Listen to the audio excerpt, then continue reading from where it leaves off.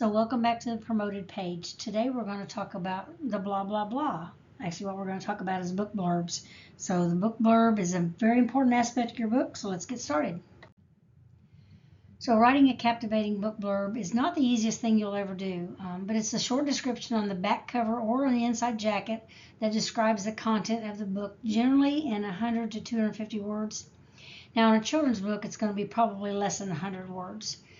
It's the first thing the reader sees when they pick up your book, look at the cover, turn it over, there's the book blurb. So it can't be too short, can't be too long, has to be interesting, has to catch their attention. So it helps the reader decide if this is a book they actually want to read or not. Now, they look at the cover and that's eye-catching, but the selling point of your book is the actual book blurb because it tells them about what's inside. So I know it can be overwhelming to write a book blurb. So, you're trying to condense the story within the book down to just 2 or 3 paragraphs, and it can be daunting. So I say there are 3 essential parts of a book blurb. The hook, which is generally the first couple of sentences. It should capture the attention of the reader immediately and make them want to read the rest of the blurb.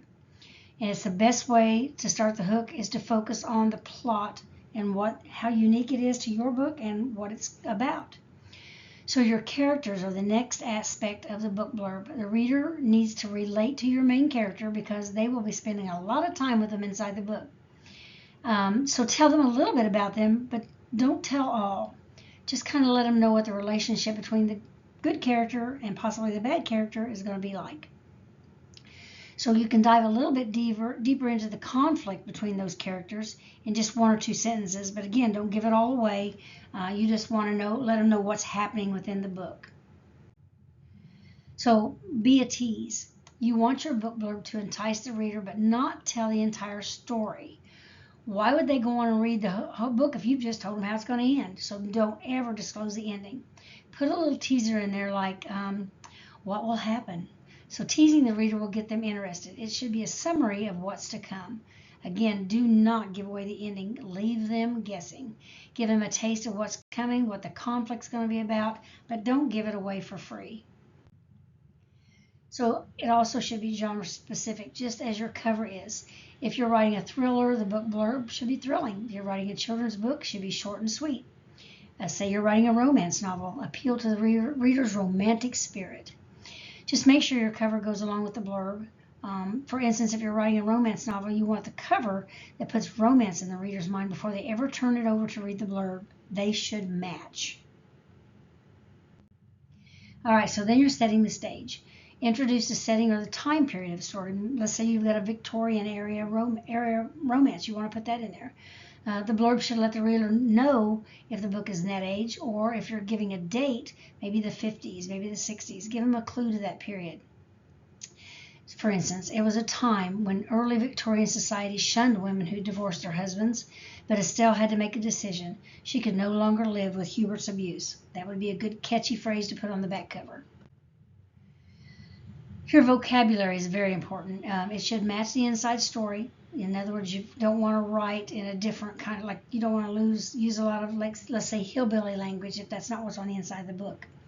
Keep it simple, short, to the point sentences that any reader could understand. People don't have the patience to read long book blurbs. Don't do a 6, 7, 8 paragraph book blurb that runs on, rambles on and on. They're not going to stick around and read it. Again, just as your autobiography, write it in the 3rd person. But don't dumb it down. Readers are smart. They're going to know what if you're talking down to them. So be authentic and be genuine. So where do you start? Start by reading other book blurbs. Go to the library or the bookstore. Browse a bookshelf section that matches your genre. Scroll Amazon. Most books on Amazon will give you a lot of sense of what you need to do. Just turn over dozens of books and read the back cover. Make notes on what catches your eye and what you don't like. Use these notes when writing the blurb. Why did you like it? Why didn't you like it? So too cliche or not too cliche? Don't. Just that's the bottom line. Don't use cliches.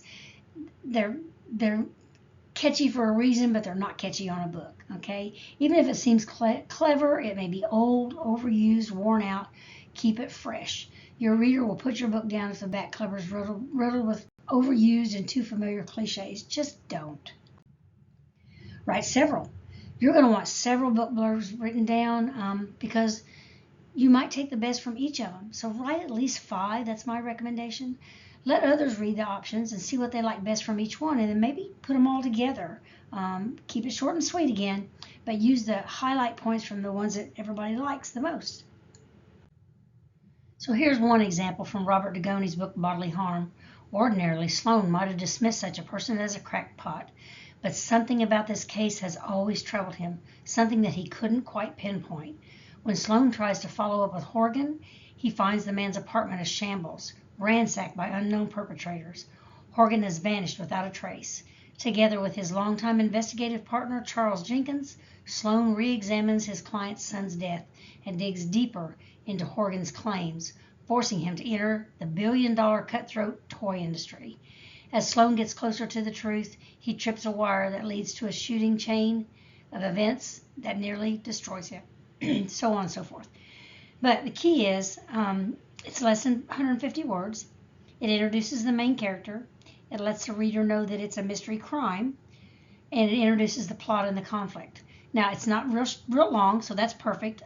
Does the cover match the blurb? I think so. I think it easily can let you know that it's a mystery or crime novel.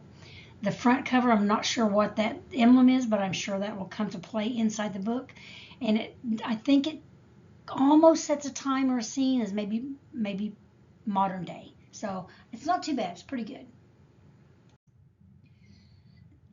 So here's another example, and I'll let you read this yourself, but I don't like the fact that it's spaced out. There's no paragraphs. It's just lines. Character names are not introduced. The plot is introduced, but it's confusing. The conflict is introduced, but the title is also another book title, From Here to Eternity. I'm sure you've heard of that book in the movie. This is not the same one. So they've borrowed another title, which is not going to benefit their book.